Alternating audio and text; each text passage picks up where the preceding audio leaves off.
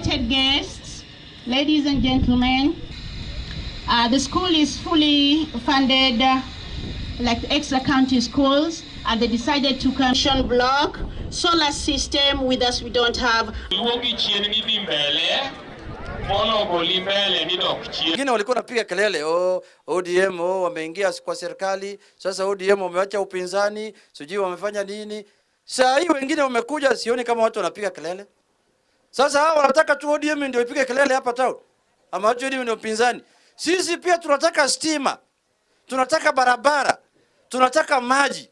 Tunataka afya njema. Si namna hiyo? Iko watu wengine huko Nairobi wametupangia sisi ndio mpinzani peke yake mpaka Yesu arudi. Nyinyi mnakubali wote Nyatike? Tunataka huduma pia ifike Nyati. Barabara kutoka Masara kwenda Mnguru lazima imalizwe. Barabara kutoka hapa hii ya kwenda hii mpaka Londa, sorry, mpaka iwekwe lami. I want to assure you that tuna support, sisi ni watu ODM. Na ODM ni minority party in parliament. Tutafanya kazi yetu.